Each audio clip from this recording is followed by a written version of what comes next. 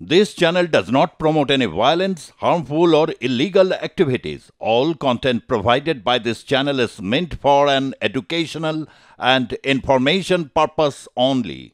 চিন্ময় কৃষ্ণ প্রভু গ্রেফতারের পর শুধুমাত্র বাংলাদেশ নয়, কলকাতাতেও দেখলেন যে ছবি হিন্দু জাগরণ মঞ্চের যে মিছিল, সেই মিছিল ঘিরে কিন্তু ধুমধুমার পরিস্থিতি তৈরি হয় এবং সেখানে পুলিশের সঙ্গে ধস্তাধস্তি বেঁধে যায়। এখানে যে ছবি আপনাদের সামনে রয়েছে, যে ছবি আপনারা দেখতে পাচ্ছেন, আন্দোলনকারীদের সঙ্গে পুলিশের ধস্তাধস্তিতে এক পুলিশ কর্মী কিন্তু আহত হন। আহত পুলিশ কর্মীর নাম কৃষ্ণেন্দু বিশ্বাস। আরো বিস্তারিতভাবে আমরা জানবো, আমাদের প্রতিনিধি সরাসরি সঞ্জনা লাহিড়ী রয়েছে। সঞ্জনা, এই মুহূর্তে কি জানা যাচ্ছে, কি আপডেট রয়েছে জানতে চাইবো তোমার কাছ থেকে।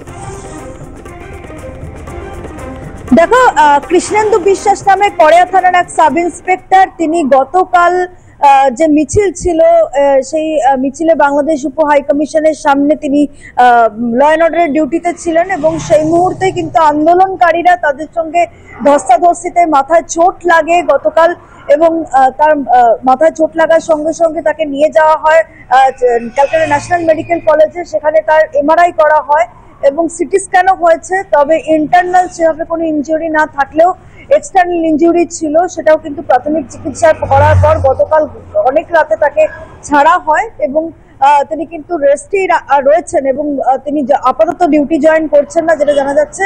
রেস্ট তাকে থাকতে বলা হয়েছে এবং তার পরিস্থিতি কতটা স্বাভাবিক পর্যায়ে ফিরে আসে তার উপর কিন্তু নজর রাখতে বলেছেন চিকিৎসকরা।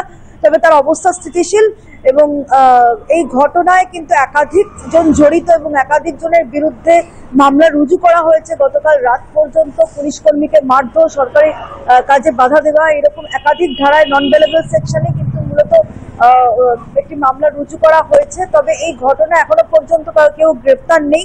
কারা কারা ছিল এবং এই ঘটনার সঙ্গে জড়িত এই পুলিশ কর্মীদের উপর মারধর করা বা সরকারি কাজে বাধা দেওয়া, এই সমস্ত ঘটনা কারা ঘটিয়েছে আন্দোলনকারীদের মধ্যে, সেগুলো কিন্তু সিসিটিভি ফুটেজ এর পাশাপাশি বিভিন্ন যে সংবাদ মাধ্যমের ছবি রয়েছে সেগুলো কিন্তু খতিয়ে দেখা হচ্ছে যে কে বা কারা এই ঘটনা ঘটিয়েছে।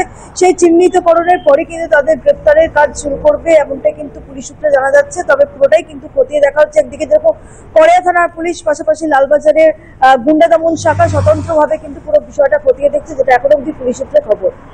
ধন্যবাদ সঞ্জনা। সুতরাং যে খবরে আমরা চোখ রেখেছিলাম, চিন্ময় দাসের নিঃশর্ত মুক্তির দাবিতে হিন্দু জাগরণ মঞ্চের মিছিল ঘিরে ধুমধুমার পরিস্থিতি তৈরি হয়। আন্দোলনকারীদের চাপে ভাঙে ব্যারিকেড, লাঠিচার্জ করতে হয় পুলিশকে এবং ধস্তাধস্তিতে আহত হন এক পুলিশ কর্মী এবং সেই পুলিশ কর্মী কৃষ্ণেন্দু বিশ্বাস। তিনি কড়িয়া থানা সাব ইন্সপেক্টর, মাথায় আঘাত নিয়ে তাকে ন্যাশনাল মেডিকেল কলেজ হাসপাতালে নিয়ে যাওয়া হয়েছে। এই ঘটনায় এখনো পর্যন্ত কাউকে গ্রেফতার করা যায়নি, তবে অভিযুক্তদের চিহ্নিত করার কাজ চলছে।